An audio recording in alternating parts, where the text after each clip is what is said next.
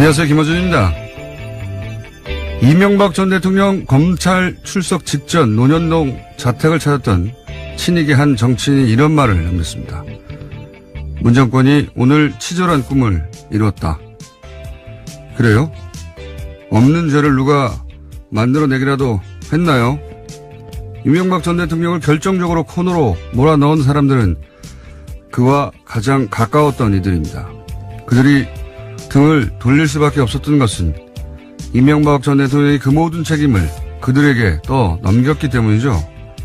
가장 가까웠던 사람들이 지시받고 했던 모든 일에 대해 단 한 건도 자신이 지시하지도 않았고 알지도 못했다고 하고 있는 겁니다. 자기만 살려는 거죠.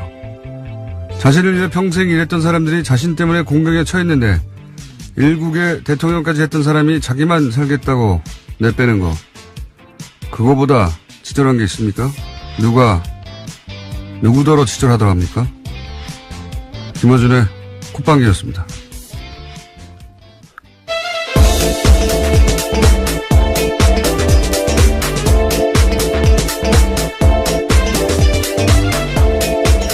시사인의 김은지입니다. 네.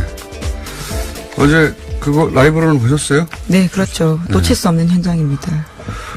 그러니까 시사인도 참 오랫동안 이명박 전 대통령에 대한 특종을 많이 했었는데. 네, 예. 주진우 기자를 대표로 해서요. 많은 기사를 써왔는데요. 그러니까요. 그 BBK 건도 시사인에서 네. 사실은 터뜨리기 시작했고 다들 봤겠네요. 다들.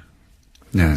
저도 방송 끝나고 이제 일부러 차로 이동하면 못 보니까 시간 기다렸다 봤는데 첫 번째 소감은 경찰이 너무 많았어요. 네, 지지자들이 의외로 나오지 않았습니다. 거의 없었다라고 봐야 될 텐데요. 구속하라고 소리치는 시민단체 사람들만 있었습니다. 그래도 한 몇 분은 없었고, 예. 제가 처음 느낀 소에는 경찰이 한 사람도 없었어도 되겠다. 네. 그거고. 그리고 제가 보기엔 그때 버스 타고 가도 될 정도였어요. 네. 굉장히 목가적인 풍경이었다. 평온하고. 그리고 가장 인상적이라고 할까요? 혹은 뭐 기억에 남는다고 할까요? 그런, 변은 뭐였습니까? 이명박 전 대통령의 네. 표현 중에서요. 네. 역사에서 자신이 마지막 일을 겪은 사람이 됐으면 좋겠다라는 이야기가요. 굉장히 눈에 띄었습니다. 결과적으로 마지막까지 정치보복 이야기를 하고 싶었던 게 아닌가 싶어서요. 같은 맥락인데, 제가, 가장 이명박적이다, 싶었던 말은 이 멘트입니다. 제가 준비를 해뒀는데. 전직 대통령으로서 물론 하고 싶은 이야기도 많습니다만은 말을 아껴야 한다고 스스로 다짐하고 있습니다.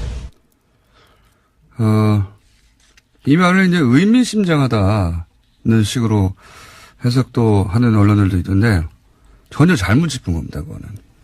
이거를 왜 제가 이명박 연구가로서 오랫동안 밤낮으로, 연구했던 사람으로서 이런 말은 할 말이 전혀 없는데, 전혀 없어요. 근데 뭔가 할 말이 있는 척, 숨기는 게 있는 척, 그래서 비장의 카드가 나에게 있는 척, 그럴 때 하는 말입니다, 이게. 시간을 아무리 많이 줘도, 아무 말도 못 합니다. 왜냐면 아무것도 없거든요. 예. 이명박식 블러핑인데, 왜 작년 가을부터 계속 우리가 뭐 없겠냐. 네, 그런 이야기들을 꽤 했었습니다. 주변의 측근들이요. 예, 수많은 얘기가 있었지 않습니까? 근데 지난번 기자회견 때 제가, 그때 사실 뭘 꺼내놓을 마지막 기회였는데 아무것도 없는 거 보고 끝났다 이제. 아무것도 없다. 라고 말씀드렸잖아요. 그걸 아직도 하고 있는 거예요. 예, 그걸 아직도 하고 있는 거고 아무것도 없다는 뜻입니다. 아무것도 없다는 뜻이고 할 말이. 이분은 뭐가 있냐면 도저히 끝을 알 수 없는 돈에 대한 욕망. 욕망이라는 게 감정이기 때문에 우리가 눈으로 볼 수 없잖아요. 이제 미래 기술이 발달해가지고 만약에 욕망을 결정처럼 만들어서 현미경으로 볼 수 있으면 그때 거기에 이명박이라고 써 있을 거예요. 그 정도 분입니다. 돈에 대한 욕망은. 예. 그거 외에는 사실 할 말이 없는 분이다. 제가 어제 소회는 그겁니다. 자, 관련 뉴스가 엄청 많이 나오는데 몇 가지 좀 정리해볼까요? 네, 어제 포토라인 서가지고요. 70초 동안 6문장 말했습니다. 말씀하신 문장뿐만이 아니라 이번 일로 국민 여러분께 심려 끼쳐드려 죄송하다라는 이야기를 하고 있고요. 또 말을 아껴야 된다라는 이야기 하고 있습니다. 그러면서 한 문장 읽지 않았는데요. 적어온 문장 중에서 읽지 않은 문장이 이겁니다. 이번 일이 모든 정치적 상황을 떠나서 공정하게 이루어지길 기대한다라는 건데요. 이런 표현을 준비하고도 공개적으로 밝히지 않았습니다. 그리고 수사 직전에 검찰 간부들과 만나서는요. 편견 없이 조사했으면 좋겠다라고 말했다고 하고요. 이에 대해서 검찰은 법에 따라 공정히 수사하겠다라고 답했다고 합니다. 그러니까 이제 말을 아껴야 한다. 그리고 정치적 상황을 따라 공정하게 이루어져야 한다. 이게 정치 보복이란 의미고 이것이 보복인 만큼 내가 할 말이 굉장히 많이 있다. 나도 없어요. 없어요. 없어요가 아니라 없다. 예. 자, 다음 뉴스는 뭡니까? 네, 또 준비한 입장을 읽고요. 기자들이 바로 따라붙어서 질문을 했습니다. 이에 대해서는 딴소리하거나 혹은 대답하지 않았는데요. 뇌물수수 혐의에 대해서 인정하냐라고 했더니 계단이 위험하다면서 조심하라고 이야기했고요. 또 다스 실소유주가 누구냐라는 질문에 대해서는 아예 답하지 않았습니다. 자, 그리고 이제 뭐 언론들도 계속해서 반복해서 얘기하는 게 왜 이렇게 지지자가 없냐. 예. 어제도 말씀드렸지만 이명박 전 대통령의 어떤 가치를 보고 지지를 했다기보다는 저 사람이 뭐 하자는 있어도 나 부자로 만들어주지 않을까 뭐 이런 느낌이었기 때문에 그게 아닌 게 확인된 이상 가서 지지할 이유가 없는 거예요. 전혀. 예. 목가적 풍경이었다니까요. 예. 대단히 목가적이고 서정적이고 잔잔한 아무런 물결이 치지 않는 바다 같은 느낌이었습니다. 그리고 또 하나 인상적이었던 건 이명박 전 대통령 집에 태극기가 걸려 있었다는 거. 네, 하루 종일 걸려 있었다라고 하던데요. 대신에 지난해 박근혜 전 대통령 당시에만 하더라도 지지자들이 태극기를 들고 왔었는데 이번에는 대통령이 직접 걸어놓은 겁니다. 아무도 더 흔들어주지 않으니까요. 예. 요것도 어제 눈에 띄는 장면이었습니다. 자, 다음 뉴스는 좀 전에 저희가 방송하기 직전에 이제 나왔죠. 네, 6시 25분쯤인데요. 조서 검토가 오래 걸렸기 때문에 6시간 가까이 걸렸다고 하고요. 조사는 14시간 정도 해서 어젯밤 11시 55분 정도에 끝났다라고 합니다. 저는 이제 새벽에 어떻게 된 건지, 어떻게 돌아가고 있는지 좀 파악을 해봤는데, 진작에 끝났다고 해요. 예. 그러니까 12시 이전에. 진작에 끝났는데, 들은 이야기입니다. 예. 관계자로부터 새벽에. 궁금하잖아요. 그래서 어떻게 돌아가는지. 아무 의미 없이 진술조서를 읽고 또 읽고 큰 소리 내서 계속 읽었다고 해요. 예. 그 사실 한 3시간이면 끝나거든요. 그 문제 있는 문구 이런 걸 고치면 되는데 계속 읽었다고 합니다. 아침까지. 꼼꼼하게 뭐 읽었다라고 볼 수는 있을 텐데요. 오래 걸렸습니다. 꼼꼼하게 읽은 게 아니라 그래서 굉장히 열받았다고. 읽고 그래서 그 검찰 쪽 해석으로는 이만큼 내가 당하고 있다. 오랫동안 새벽까지. 왜냐면 어젯밤 12시에 1시 나가도 됐거든요. 당하고 있다. 오랫동안. 그걸 보여주려고 하는 게 아닌가. 예. 그래서 의미 없이 어느 순간부터는 의미 없이 계속 그냥 읽었다고. 읽고. 보통 이제 변호사하고 둘이 앉아가지고 문구 쳐다보고 하면 뭐 2-3시간 걸릴 수 있어요. 네, 조서를 꼼꼼하게 보는 건 또 피의자의 권리이기도 한데요. 근데 그게 다 끝났는데 계속 소리내요. 반복해서 조서를 읽고 했다고 하네요. 아침까지. 자, 그랬답니다. 예. 오늘 새벽에는. 그리고 이제 전면 당연히. 예, 혐의를 부인했다라고. 단 하나도 인정하지 않을 것이고, 이분은 본인한테 불리하면 얼굴을 사진을 찍어서 보여줘도 내가 아니라고 그럴 뿐이에요. 그 앞에서. 이 눈, 코, 입은 내게 아니다. 이렇게 말할 뿐이기 때문에, 뭐 하나 인정하지 않을 겁니다. 앞으로 끝까지. 자, 다음 뉴스는요? 네, 관련해서 검찰이 포착한 혐의도 나왔습니다. 어제 SBS가 전했는데요. 검찰이 김유록 여사에게 거액의 뇌물이 전달된 정황을 포착했다라고 합니다. 이것은 사위인 이상주 변호사가 다시 조사하는 과정에서 자백한 내용이라고 하는데요. 이팔성 전 우리금융지주 회장에게 받은 돈 일부를 김유록 여사에게 전달했다라고 진술을 확보했다고 합니다.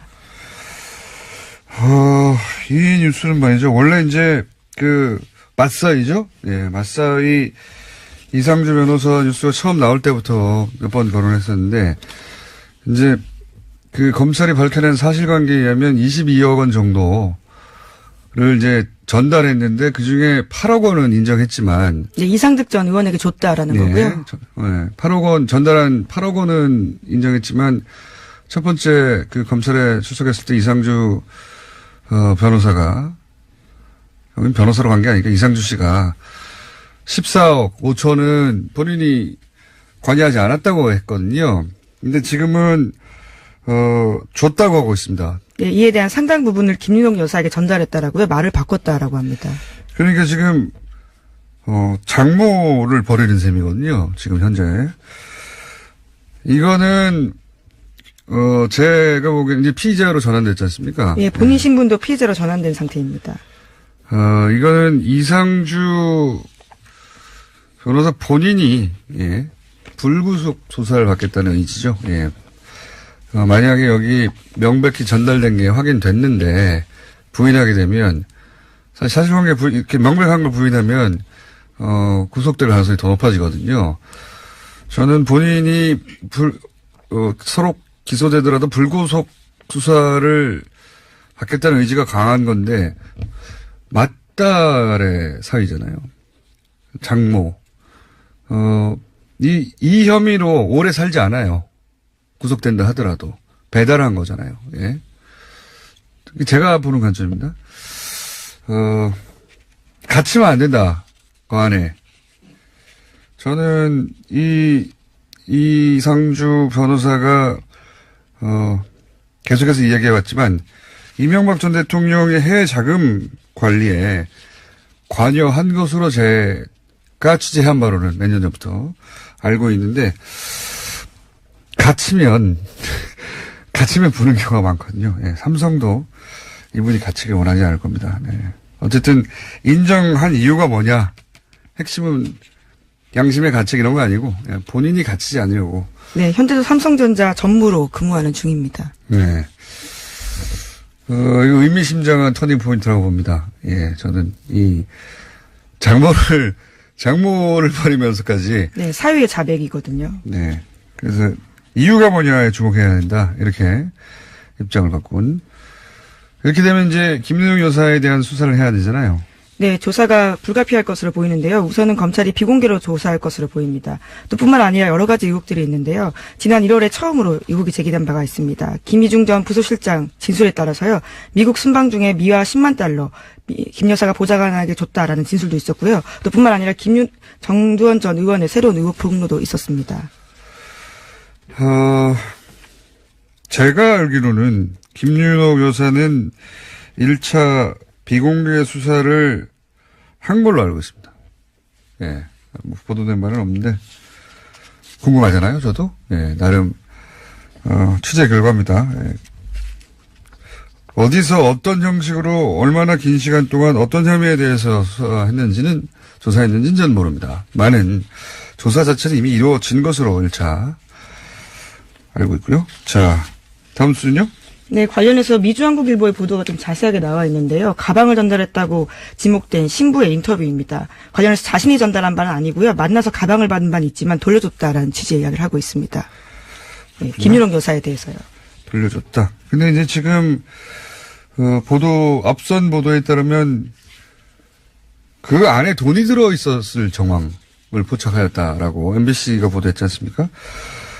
돈까지 돌려줬는지 그 안에 담겨있던 내용물도 돌려줬는지는 지금 아직 모르는 상황이고요. 네, 물론 지목된 신부의 인터뷰에 따르면요. 당시에는 가방 안에 아무것도 없는 것을 모두가 확인했다라고 하는데요. 이에 대해서는 좀 더 수사가 필요한 것으로 보입니다. 근데 직접 배달한 게 아니라 실제 들고 간 사람 따로 있었다고 하니까 그때 가방을 모두 확인했다고 하면 돈을 넣은 걸 확인했겠습니까?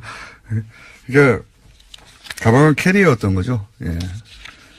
보도가 사실이라면. 자, 다음 뉴스는요? 네, 어제 김백준 전 청와대 총무기획관도 법정에 처음 섰습니다. 국가정보원 특수활동비를 받은 사실을 시인하고요. 이명박 전 대통령을 철저히 수사해달라고 요청했습니다. 이 전 대통령은 검찰 조사에서 대부분 혐의를 부인하고 있는데요. 이 와중에 이명박 전 대통령 집사로 불린 김 전 기획관이 이 혐의를 밝히는데 적극 협조하겠다는 뜻을 분명히 밝힌 겁니다. 그러니까 김백준 전 기획관도 배신감을 느끼겠죠. 예. 40년이나 아닙니까? 40년? 그럼 마지막 순간까지도 같이 있었고요. 청와대 내내 같이 있었고, BBK 방어는 이분이 한 거거든요. 소송도 다 이분이 한 것이고, 다스 대납 이분이 갔다 온 것이고, 다스 대납 비용 남은 거 이분이 가서 해결한 것이고, 모든 걸 다 이명박 전 대통령을 위해서 한 거예요. 물론 뭐 그 안에 자신의 이해도 있었겠지만 기본적으로는. 근데 이제 안 시켰다고 하는 거 아닙니까? 나를 지시한 적이 없다고. 예, 그렇죠. 이명박 전 대통령이 어떤 그 혐의도 법적 책임도 같이 지지 않으려고 하는 이런 상황에서 어떻게 등지지 않을 수가 있나요? 네, 그래서 어제 원래 법정에서는 예정이 없던 발언을 했다라고 하는데요. 기회를 얻어서 이야기를 했고요. 또 이명박 전 대통령 지시로 국정원 자금 받았다는 취지의 검찰 진술 그대로 유지하고 있습니다. 당연하겠죠. 예. 이제 여기서 더 나오냐 안 나오냐, 더 인정하냐 안 하냐, 스스로 자발적으로 검찰이 알지 못하는 것을 밝히느냐, 뭐 거기까지 갈지는 모르겠습니다만 이제 나온 거에 대해서는 다 인정을 하고 지시를 받았다고 하는 건데 배신감을 느끼겠죠. 거기 앉아서 곰곰이 생각하면서 이런 상황에 처했는데도 너만 죽으라고 하는 거니까. 예. 자, 다음 순요. 네, 리용호 북한 외무상이 오늘 중국 베이징을 거쳐서 스웨덴을 방문할 계획이라고 동아일보가 보도했습니다. 한 대북 소식통을 인용한 건데요. 이에 앞서서 9일 스웨덴 매체들도 리 외무상이 조만간 스웨덴을 방문할 것이라고 보도한 바가 있습니다. 미국과 북한의 외교관계가 없는 상태에서야 평양 주재 스웨덴 대사관이 그동안의 북미 간 소통 채널 역할을 해왔습니다. 그리고 이제 구동구권. 사실 이제 구동구권이라고, 부를 것도 너무 구태연한 게. 예, 동유럽이죠. 너무 오래 전이라 이제. 예, 그게 뭐 몇 년입니까? 30년 됐기 때문에. 동유럽은 근데 이제 그 분위기가 아직 남아있고 그때 북한과 맺었던 관계들 때문에, 동유럽 국가들 중에는 북한과 아주 긴밀한 관계를 유지하는 곳들이 있어요. 근데 뉴스를 보니까 불가리아 한국 대사관 행사에 북한 대사가 방문했다고. 네, 그렇습니다. 애초에는 불참 의사를 밝혔는데요. 뒤늦게 참석 의사를 밝히고 관저에 찾아와서 우리는 하나의 민족이다라면서 관계가 해결되길 바란다는 식의 글도 남기고 갔다고 합니다. 이런 뉴스는 처음입니다. 예. 한국 대사관에 이제 탈북자들이 뛰어들어가고 그걸 뭐 막으려고 하고 이런 뉴스는 많이 봤어도 북한 대사가 한국 대사관에 온 건 처음이거든요. 제가 알기로는. 뭐가 바뀌고 있어요. 네, 어제 JTBC가 보도한 내용입니다. 자, 지금 시간상 하나 둘 정도 확인하고 넘어갈 수 있을 것 같습니다. 예, 네. 미국의 틸러슨 장관 해고 소식은 어제 전해드린 바가 있는데요. 이와 관련해서 차관까지도 해고가 됐다라고 합니다. 차관이 명의를 내고 발표했는데요. 이에 대해서 항의를 하자 3개월밖에 되지 않은 차관까지도 트럼프 대통령이 잘랐다라고 합니다. 네. 트럼프 대통령은 이런 걸 즐겨요. You are fired 하는 거. 네, 굉장히 유명한 본인의 유행어이기도 합니다. 그렇죠. 리얼리티 쇼에서 했던 말이죠. 이걸로 사실 지금의 지명도를 얻었다고 봐도 대통령이 되는데 필요한 지명도를 얻었다고 봐도 과언이 아니거든요. 그 전까지는 괴짜 사업가 이 정도 수준이었어요. 예, 그렇다고 전 미국적인 지명도가 있었던 것도 아니고 무슨 그 프로레슬링 있지 않습니까? 예, 자기 지명도를 알리기 위해서 그 위에 올라가서 레슬러들하고 퍼포먼스도 하고 그랬던 사람이에요. 예, 그랬던 사람인데 여기서 이제 전국적 스타가 됐죠, 미국에. 그때 유행했던 말이 이제 넌 해고야, 파이어드고. 그거 지금도 하고 있는데 틸러슨 장관이 해고된 게 부당하다는 얘기를 하자 차관도 바로. 예, 그렇죠. 예, 바로 날리는 거 아닙니까? 3개월밖에 되지 않은 사람인데요. 바로 파면해버렸습니다. 지금 미국은 어떻게 돌아가고 있냐. 어제 이제 저희가 일본하고 중국 전문가들 잠깐 모시고 싶었는데 미국 이야기 좀 이따 잠시 후에 짚어보겠습니다. 미국은 대체 어떻게 돌아가나. 미국 내 분위기는 어떤가. 자, 오늘 여기까지 하겠습니다. 시사인의 김은지였습니다. 감사합니다. 네. 바로 이어서 오늘은 리얼미터와 함께 그것 마저 알려주마 하는 시간입니다. 권수정 시장 나와 계십니다. 안녕하십니까? 안녕하십니까? 네. 자, 요즘 기자들 전화 많이 오죠?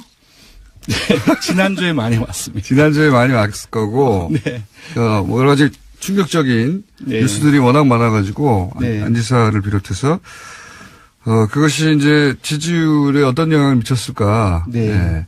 정치와 연결하지 말라고 하지만 다 연결해요. 기자들이 제일 먼저 연결해가지고, 그렇습니다. 물어보죠. 네. 네. 자, 이번 주도 궁금합니다. 어떻습니까? 네, 이번 주는 좀 상당폭 올랐습니다. 대통령과 여당이 다 올랐고요. 그 평화당이 조금 이제 소폭 오르긴 했지만 나머지 야당들 같은 경우는 전부 다 약세를 보이고 있습니다. 먼저 알려드리면 문재인 대통령의 국정수행 지지도는 3.4%포인트 오른 69.2%입니다. 부정평가 역시 4.2%포인트 내려서 24%이고요. 그러니까 1월 2주차에 한 70%대 초반이었고, 그때가 한 2주 만에 10%포인트 떨어지기 직전이었거든요. 예. 근데 그때 이후에 다시 70% 선에 근접했다고 볼 수 있을 것 같습니다. 그때 뭐 한반도기니 비롯해가지고 네. 평양 올림픽, 평창 올림픽 예. 한참 돌 그리고 때 가상화폐라든지 네. 여러 가지 문제가 겹쳐 있었죠. 복합적으로 확 떨어졌었죠. 예, 일간으로도 보면은 재밌는데요. 그 지난주 금요일 날에 69.2%. 예, 지난주 금요일 날 66.1%로 마감을 했거든요. 그러니까 월요일 날 67.9%, 그리고 13일 날, 그러니까 화요일 날이죠. 69.7%. 그러니까 어제 이제 MB가 소환이 됐죠. 69.2%. 별 차이가 없었습니다. 네. 다른 여론조사보다 이제 리얼미터가 보면 대통령 지지율이 다른 여론조사보다는 좀 덜 나옵니다. 덜 나오고 크게 뭐 큰일이 있어도 그 변동 자체가 네. 상당히 크지는 않죠. 네. 다른 여론조사 기관은 70%대로 회복이 됐거든요. 잠깐 제가 뭐 하나 소개시켜 드리겠습니다. 그러세요? 그러니까 지난주에 그 저희 여론조사하고 다른 여론조사가 반대의 결과가 나왔습니다. 여러 가지 해석이 분분했었는데, 그래서 지금 국내 사용자 수가 가장 많은 포털의 검색어 트렌드, 그러니까 사용자가 검색을 한 네. 트렌드를 분석을 해봤는데요. 1일부터 14일까지 했는데 7일 날 정봉주라는 키워드가 가장 높았고요. 그때는 뭐, 예. 예. 5일날 안희정이 정봉주를 100%를 잡았을 때 한 80% 정도로 많았고요. 그리고 10일날 네. 민병두라는 검색어가 한 민둥산 정도로 한 반 정도가 나왔어요. 정봉주에. 네. 그리고 그 이후에 거의 지금 검색어 완전히 거의 사라지고 있는 상황입니다. 지금 상황이. 관련 뉴스가 이제 점점 안 나오기 시작했거든요. 예. 그리고 9일날 아시다시피 북미 정상회담 소식이 예. 확산이 북미 됐지 않습니까? 정상회담 예. 관련 검색어와 예. 정봉주 관련 검색어가 어느 쪽이 더 많습니까? 정봉주 관련 검색어가 한 10배 정도가 많습니다. 그러니까 지난주에 그러니까 안희정 검색어, 정봉주 검색어 이 부분들을 고려를 하면 네. 지난주에 이제 여권 인사들의 이제 선 관련 네. 그 문제가 의혹제기들. 예. 대중의 그 관심들을 다 잡아먹었던 거죠, 사실상. 검색 예. 트렌드를 보면 명백하군요. 예. 그렇습니다. 그래서 이번 주에 약간 좀 딜레이드 된, 좀 연기된 효과가 지금 이제 그 관심들이 보면 줄어들면서 대북 성과, 그 외교 성과가 좀 나타나고. 리얼미터 분석은 다른 여론조사 기관들은 지난주에 대북 성과, 대북 네. 외교가 네. 이루어진 직후에 70%가 넘어갔는데 그렇습니다. 리얼미터는 왜 이렇게 반응이 안 됐냐? 네네. 늦게 반영되고 있느냐에 대해서 포털 검색 트렌드를 봤을 때 네네. 대북 성과 관련한 검색의 100배 정도가 네, 맞습니다. 예. 10배 정도죠. 그게 그렇습니다. 네. 네, 왜냐하면 그 사건 또한 엄청나게 큰 사건이었기 때문에 그러니까 지난주는 정말 상당히 복잡했는데 제 머리도 되게 이제 혼재되어서 나타난 것 같습니다.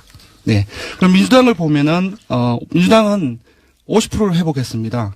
예. 그렇죠. 51.5%가 나왔고요. 역시 3.4%포인트 올랐습니다. 반면 한국당은 0.3%포인트 떨어져서 18.9%, 바른미래당도 역시 소폭 내렸습니다. 7.4%, 정의당도 약세를 보이고 있습니다. 4.8%, 평화당은 0.2%포인트 올랐지만 2.8%에 그쳤습니다. 대통령 지지율이 이제 70%를 거의 회복해 가는 거는 한편 이어갑니다. 지금, 외교 성과가 너무 크니까요. 네네. 민주당이 50%를 거꾸로 넘어가는 거는 이거는 이 관련 주로 민주당 소속 네네. 정치인들과 관련한 의혹 네. 예, 제기에도 불구하고 이렇게 올라가는 거는 전 두 가지로 봅니다.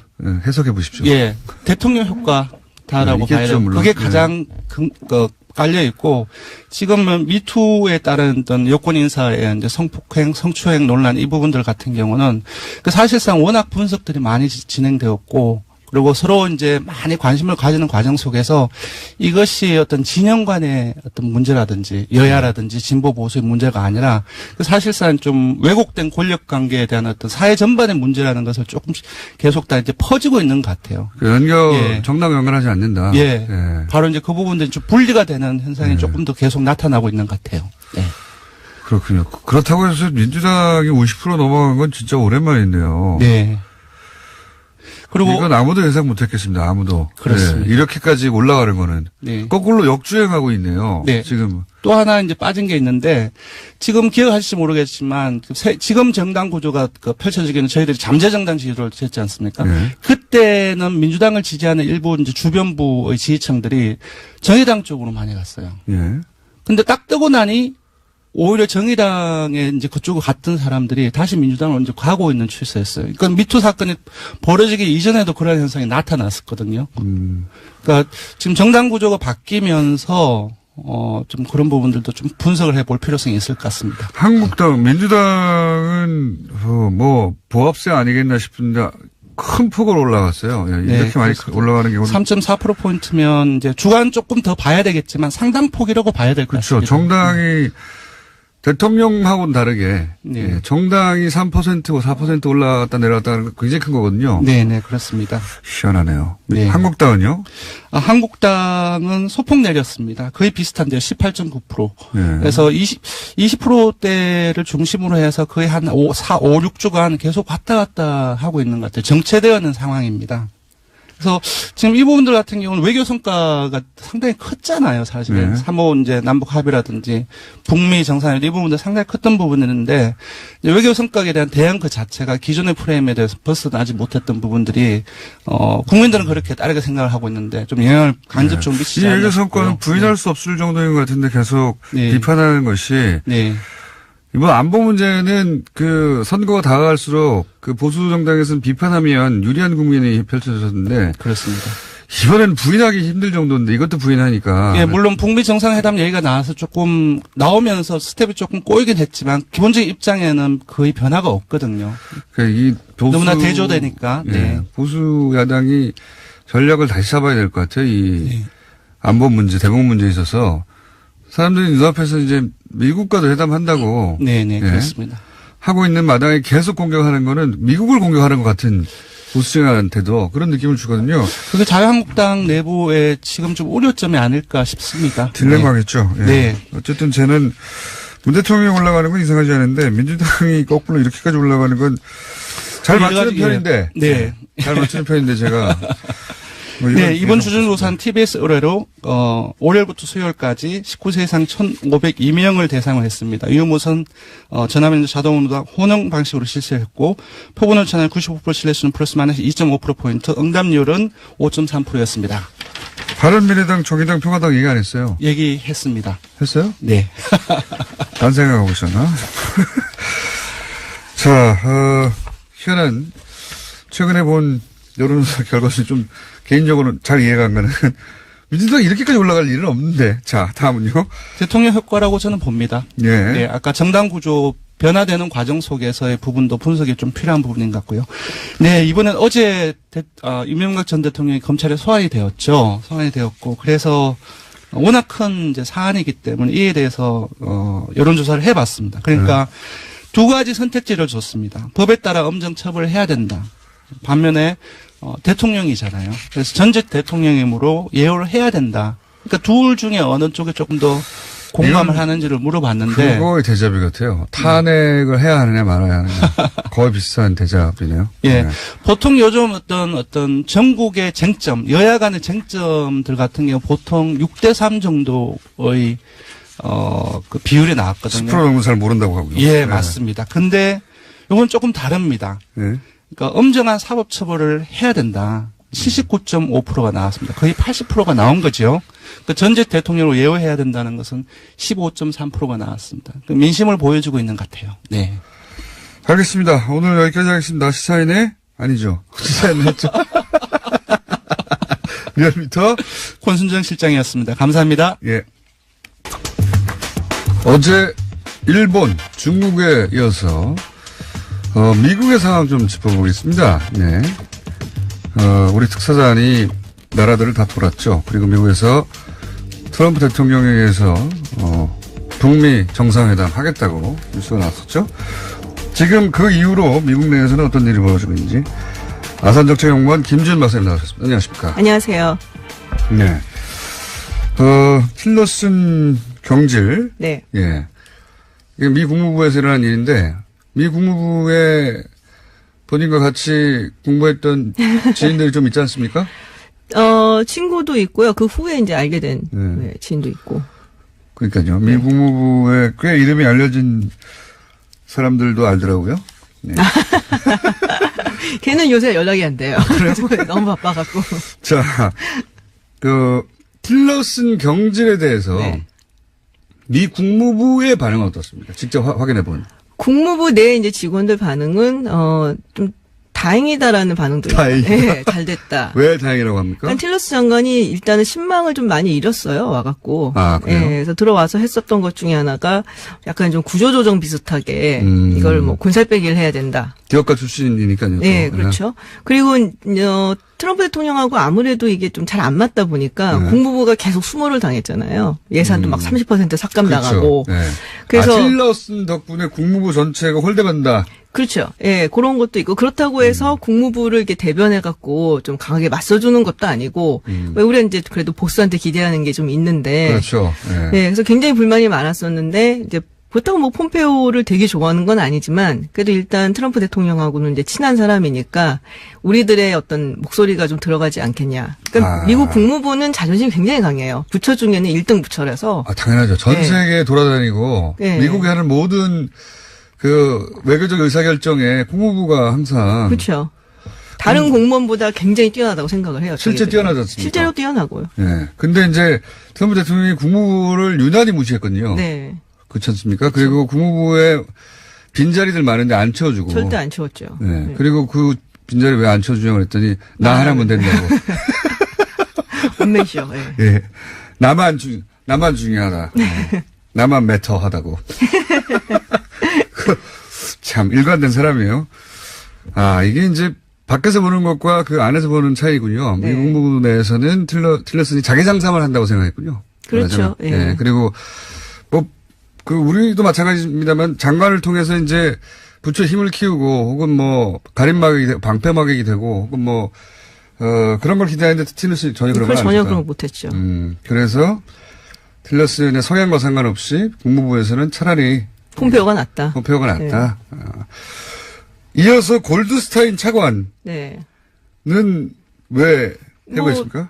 편들었다가 이제 해고가 된 거죠. 틸러슨, 그러니까 왜 틸러슨이 해고가 됐는지 잘 모르겠다. 그러니까 일종의 약간 그 뉘앙스는 도대체 왜 해고를 했냐 이런 식으로 그것도 뭐 좀 기분이 굉장히 나쁘게 했으니까 너도 그럼 같이 가라 그래서 자른 거죠. 아니 저는 점점 그 트럼프를 통해서 말도 안 되긴 한데 트윗으로 해고하는 건 이게 말이 됩니까? 예. 그래서 생각을 해보면 FBI 국장 코미 같은 경우도 네. 뉴스 보고 알았잖아요. 자기가 해고당한 줄. 정상적인 방법으로 정상적인 절차를 거치잖아요. 예. 근데 뭐 백악관에서는 사실 처음에는 금요일날 이제 켈리 실장을 통해서 이야기를 했다고 했어요. 네. 근데 틸러슨 장관이 켈리 비서실장. 네, 비서실장을 통해서 얘기했는데 틸러슨 장관이 이제 원래 아프리카 순방 중이었는데 네. 금방 돌아왔거든요. 좀 이렇게 축소를 하고 일정을. 그리고 월요일 날 인터뷰를 한 걸 보면은 뭐 북한한테서 아직 뭐 소식 들은 건 없고 들어오면 하겠다라고 얘기를 한 거 보면은 몰랐던 것 같아요. 네. 제 생각에는. 네. 네. 저는 그런 것도 그러니까 우리나라 일이 아니니까 네. 통쾌함도 있어요. 일종의 묘한 쾌감 같은 거 확 자르는구나. 말도 안 되지만 저는 미국인들이 이 과정 전체를 단칼에 자르는 것에 대해서 이게 말이 되냐? 좀 드라마 같죠. 약간. 예. 그 이제 뭐 리얼리티 쇼 흉내낸 건데. 그렇죠. 예. 연인 사이에 이별할 때 문자로 한다고. 정말 그거는 최악이죠. 근데 그것보다도 더한 거 아닙니까? 지금 공개적으로 SNS에서 예. 나 방금 잠깐 잘랐어. 이렇게 소위 이제 백악관에 자기 사무실에서 네. 사인을 할 걸 트위터로 쓰고 끝내는 거잖아요. 그래서 틸러슨 장관이 이 송별사 같은 거를 했는데 거기서 이제 보통은 그래도 뭐 지금까지 뭐 자기가 정부에 뭐 서브를 할 수 있어 뭐 굉장히 영광이었고 대통령한테 감사드리고 이제 그 말 한마디도 안 했어요. 영광일 리가 있습니까? 네, 그래서 대통령한테 감사 요거 싹 뺐어요. 근데 저는 잘릴 것 같았어요. 왜 잘릴 것 같았냐면, 북미 정상회담을 네. 성사시킨 것이 이 틸러슨에게 조금이라도 공이 돌아갈까봐, 그거 견딜 수 없는 사람이거든요, 트럼프 대통령이. 그래서 즉시, 성사시켰잖아요. 그렇죠. 예. 성사시켰기 때문에, 근데 언론들이 계속 이제 이거는 뭐, 틸러슨 장관이 노력해온 덕분이고, 예. 한쪽으로 치우치지 않게 뭐 이런 분석 시작하면 왕짜증이거든요. 트럼프 대통령 입장에서는 모든 영광을 자기한테 와야 되는데. 근데 원래 싫어했어요. 원래 싫어했지만. 원래 싫어했고. 근데 필요하다고 생각해서 내버려둔 거잖아요. 또 그 비서실장이 반대하고. 비서실장하고 이제 매티스 장관이 반대를 했죠. 작년 11월에 사실 경제설에 아주 세게 나왔고 당시에 마이크 폼페오 CIA 국장 막 짐 싸고 있었거든요, 사실은. 그런데 이제 매티스 장관이 그 당시에 사실 나왔던 얘기가 틸러슨 자르면 나도 간다. 이렇게 얘기를 했다. 뭐 이런 소문이 있었어요. 근데 요새 나와갖고 그 얘기가 다시 돌더라고요. 그랬었는데 그래도 뭐 틸러슨을 잘랐다. 뭐 이렇게. 그러니까 이제 아무래도 정부에서 나오는 목소리가 밸런싱이 돼야 되는데 한쪽만 계속 나오면 안 되니까 당연히 네. 정상적인 사람들은 이런 말을 하는 사람들이 있어줘야 되고 뭐 이런 생각을 했겠죠. 그렇죠. 그러니까 트럼프 대통령은 그게 짜증나기도 하고 그랬을 그리고 텐데. 자기 말 잘 듣는 충성파를 꽂아 넣고 싶었던 거죠. 네. 그것도 그렇고 제가 보기에는 하여튼 이 대북 성과를 본인이 다 누려야죠. 예, 온전히 누려야 하는데 떠든 사람들 빨리 잘라내야 되는 게 아닌가. 미국 언론들은 어떻습니까? 이 처음에 뉴스가 전해졌을 때 네. 그리고 뉴스가 전해진 이후 한 일주일간 미국 언론들이 이 상황을 어떻게 받아들이고 있나요? 처음에 물론 굉장히 충격이다. 그렇게 얘기를 하고, 그리고 틸러슨, 물론 메인스트림 쪽에서 좀 약간 리버럴한 쪽은 틸러슨의 해고에 대해서 좀 안 좋게 얘기를 하죠. 이런 식으로 하면 누가 버텨나겠냐. 뭐 이런 얘기부터 시작해서. 저는 이제 대북 성과, 혹은 북미 정상회담에 관한 그 충격적인 뉴스 이후로 어떤 반응이 조금씩, 어떻게 반응이 정리되가 가느냐. 처음에야 다들 충격받았겠죠. 예. 예. 그리고 이제 그 다음에 나온 게 문재인 대통령 칭찬.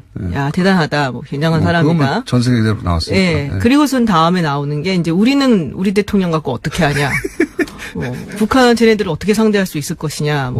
지금 외교안보 라인도 상당히 공백이라든지 아니면 그쪽이 좀 문제가 많은데. 네. 그래서 그냥 두 가지인 것 같아요. 북한을 어떻게 믿냐. 이게 굉장히 성과가 있기는 힘들 거다라는 얘기를 하면서 더군다나 우리는 준비도 안 돼 있다. 네. 그래서 이게 제정신을 가지고 한 것인지 모르겠다. 좀 비판이 좀 나오고 있는 상황이에요. 그렇군요. 예. 예. 그리고 게다가, 트럼프 대통령한테 이제 굉장히 나쁜 뉴스가, 지금, 보선이 진행 중인데, 그죠? 예. 보선. 네. 미국에서 펜실베니아 주에서 보선 결과가 나왔죠. 네. 0.3%로 민주당 후보, 램이 이겼죠. 그 의미를 좀 해설해 주십시오. 트럼프 대통령이 취임한 이래 1월 20일 이래 작년부터 지금 이번 펜실베니아 선거까지 8번 선거가 있었어요. 보궐선거가.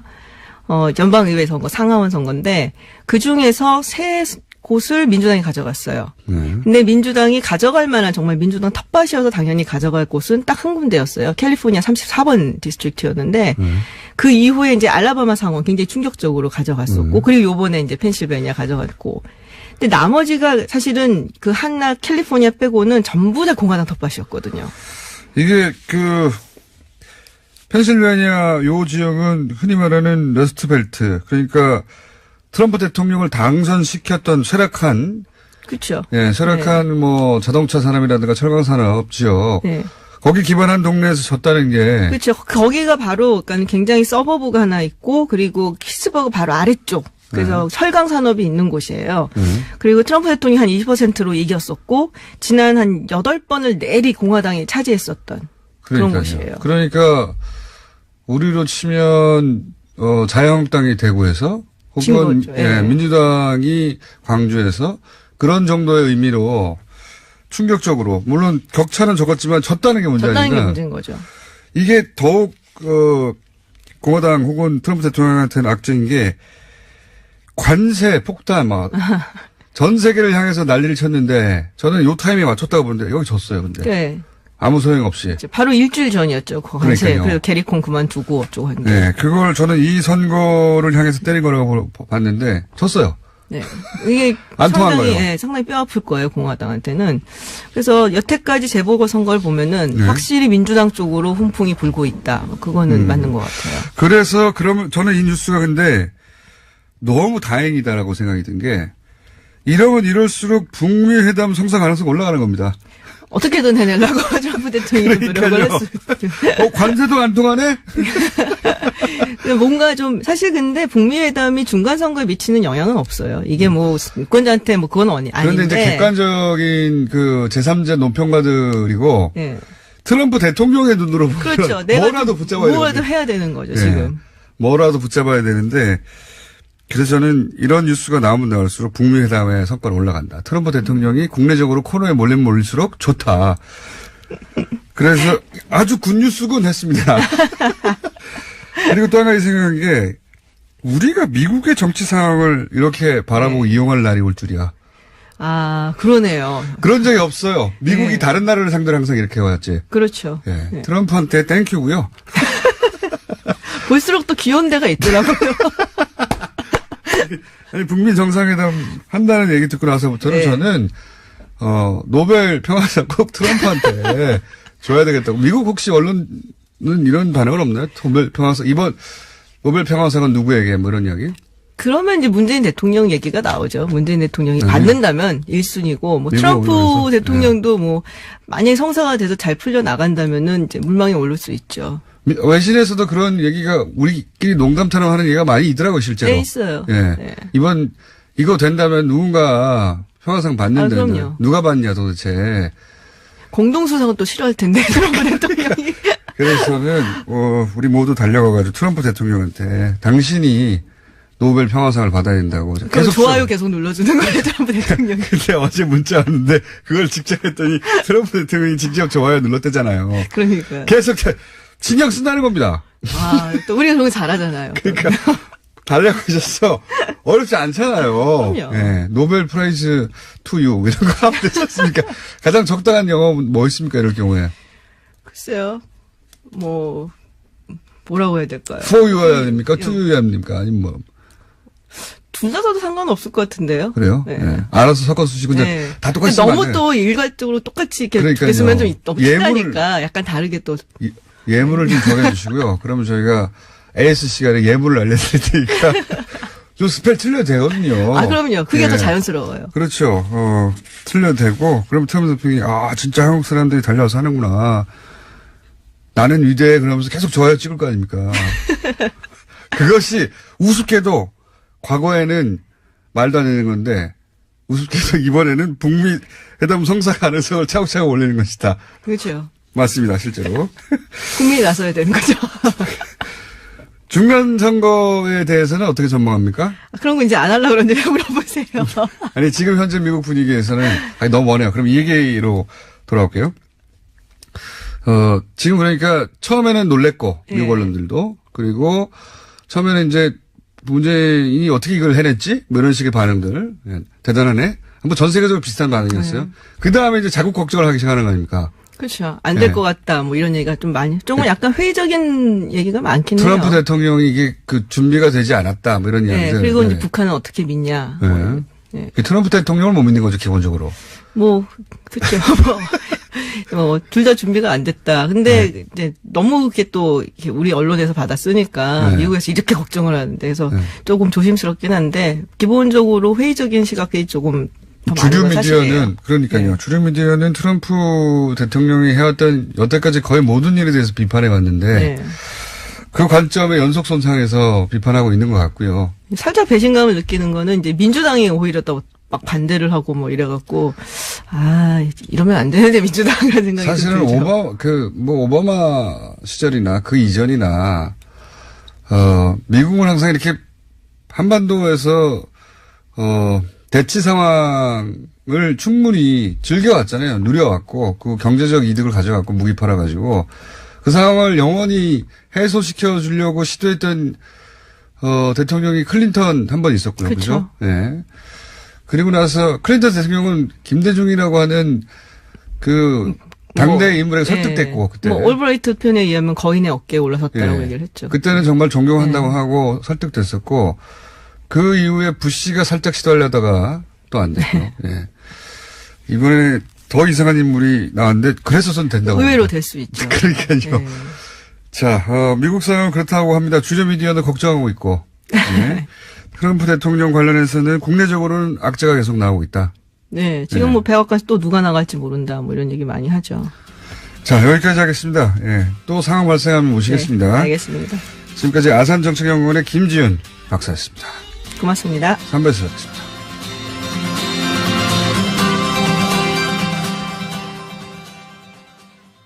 그리고 정치적 상황을 따라 공정하게 이루어져야 한다. 이게 정치 보복이란 의미고, 이것이 보복인 만큼 내가 할 말이 굉장히 많이 있다. 나도 없어요. 없어요. 없어요가 아니라 없다. 예. 자, 다음 뉴스 뭡니까? 네, 또 준비한 입장을 읽고요. 기자들이 바로 따라붙어서 질문을 했습니다. 이에 대해서는 딴소리하거나 혹은 대답하지 않았는데요. 뇌물수수 혐의에 대해서 인정하냐라고 했더니 계단이 위험하다면서 조심하라고 이야기했고요. 또 다스 실소유주가 누구냐라는 질문에 대해서는 아예 답하지 않았습니다. 자, 그리고 이제 뭐 언론들도 계속해서 반복해서 얘기하는 게 왜 이렇게 지지자가 없냐. 예. 어제도 말씀드렸지만 이명박 전 대통령의 어떤 가치를 보고 지지를 했다기보다는 저 사람이 뭐 하자는 있어도 나 부자로 만들어주지 않을까 뭐 이런 느낌이었기 때문에 그게 아닌 게 확인된 이상 가서 지지할 이유가 없는 거예요. 전혀. 예. 목가적 풍경이었다니까요. 예. 대단히 목가적이고 서정적이고 잔잔한 아무런 물결이 치지 않는 바다 같은 느낌이었습니다. 그리고 또 하나 인상적이었던 건 이명박 전 대통령 집에 태극기가 걸려 있었다는 거. 네, 하루 종일 걸려 있었다라고 하던데요. 대신에 지난해 박근혜 전 대통령 당시에만 하더라도 지지자들이 태극기를 들고 왔었는데 이번에는 대통령이 직접 걸어놓은 겁니다. 아무도 더 흔들어주지 않으니까요. 예. 요것도 어제 눈에 띄는 장면이었습니다. 자, 다음 뉴스는 좀 전에 저희가 방송하기 직전에 이제 나왔죠. 네, 6시 25분쯤인데요. 조서 검토가 오래 걸렸기 때문에 6시간 가까이 걸렸다고 하고요. 조사는 14시간 정도 해서 어젯밤 11시 55분 정도에 끝났다라고 합니다. 저는 이제 새벽에 어떻게 된 건지, 어떻게 돌아가고 있는지 좀 파악을 해봤는데, 진작에 끝났다고 해요. 예. 그러니까, 12시 이전에. 진작에 끝났는데, 들은 이야기입니다. 예. 관계자로부터 새벽에. 궁금하잖아요. 그래서 어떻게 돌아가는지. 아무 의미 없이 진술조서를 읽고 또 읽고 큰 소리 내서 계속 읽었다고 해요. 예. 그 사실 한 3시간이면 끝나거든요. 그 문제 있는 문구 이런 거 고치면 되는데 계속 읽었다고 합니다. 아침까지. 꼼꼼하게 뭐 읽었다라고 볼 수는 있을 텐데요. 오래 걸렸습니다. 꼼꼼하게 읽은 게 아니라 그래서 굉장히 열받았다고. 읽고 있고. 그래서 그 검찰 쪽 해석으로는 이만큼 내가 안녕하세요, 김어준입니다. 이명박 전 대통령 검찰 출석 직전 논현동 자택을 찾았던 친이계 한 정치인이 이런 말을 남겼습니다. 문 정권이 오늘 치졸한 꿈을 이뤘다. 그래요? 없는 죄를 누가 만들어내기라도 했나요?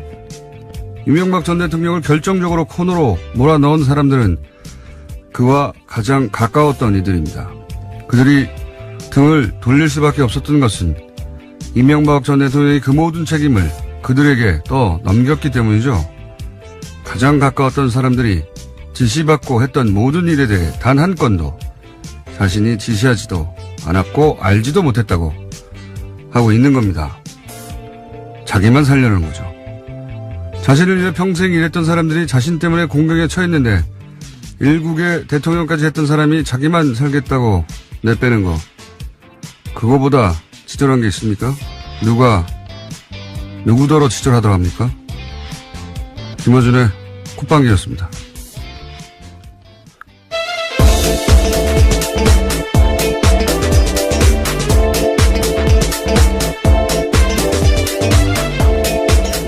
시사인의 김은지입니다. 네. 어제 그거 라이브로는 보셨어요? 네, 그렇죠. 놓칠 수 없는 현장입니다. 그러니까 시사인도 참 오랫동안 이명박 전 대통령에 대한 특종을 많이 했었는데. 네, 예. 주진우 기자를 대표로 해서요. 많은 기사를 써왔는데요. 그러니까요. 그 BBK 건도 시사인에서 네. 사실은 터뜨리기 시작했고 다들 봤겠네요. 다들. 네. 저도 방송 끝나고 이제 일부러 차로 이동하면 못 보니까 시간 기다렸다 봤는데 첫 번째 소감은 경찰이 너무 많았어요.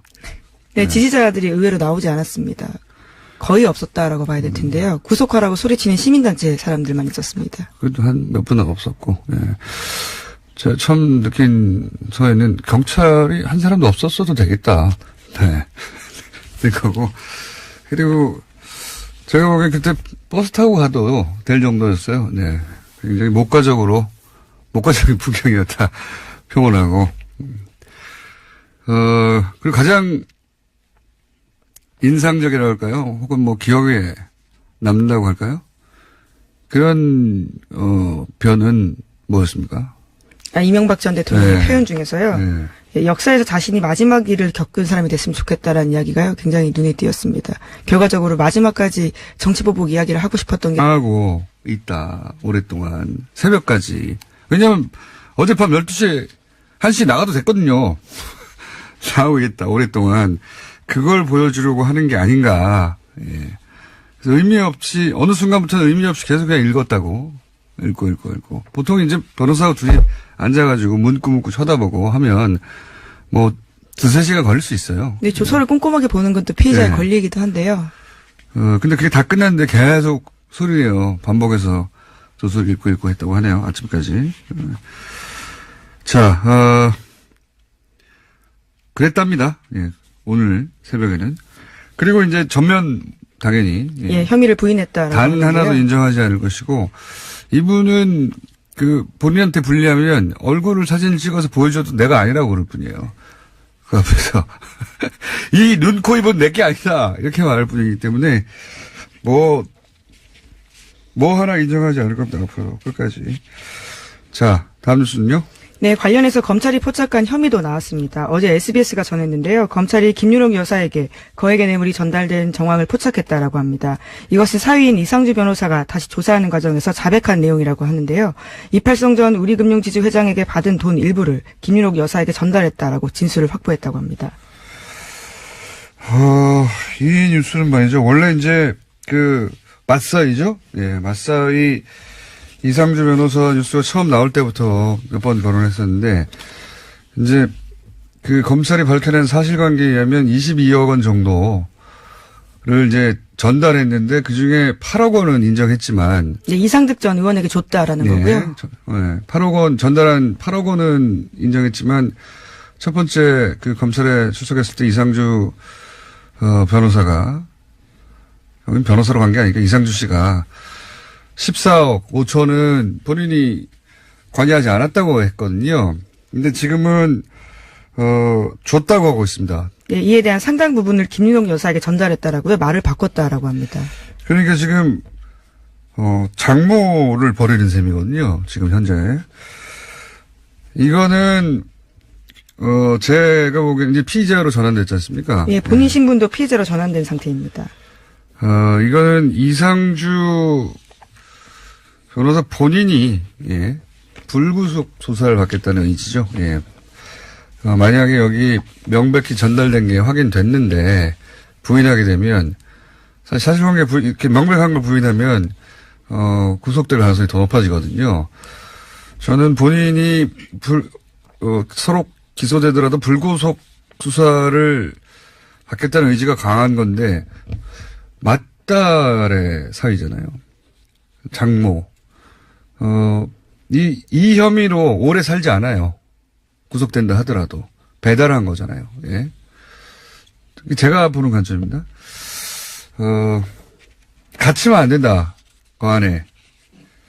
저는 이상주 변호사가, 계속해서 이야기해왔지만, 이명박 전 대통령의 해외 자금 관리에 관여한 것으로 제 취재한 바로는 몇 년 전부터 알고 있는데, 갇히면 부는 경우가 많거든요. 예, 삼성도 이분이 갇히길 원하지 않을 겁니다. 네. 어쨌든 인정한 이유가 뭐냐? 핵심은 양심의 가책 이런 거 아니고 본인이 갇히지 않으려고. 네, 현재도 삼성전자 전무로 근무하는 중입니다. 네. 이거 의미심장한 터닝 포인트라고 봅니다. 예, 저는 이 장모를 버리면서까지. 네, 사유의 자백이거든요. 네. 그래서 이유가 뭐냐에 주목해야 된다. 이렇게 입장을 바꾼. 이렇게 되면 이제 김윤옥 여사에 대한 수사를 해야 되잖아요. 네, 조사가 불가피할 것으로 보이는데요. 우선은 검찰이 비공개로 조사할 것으로 보입니다.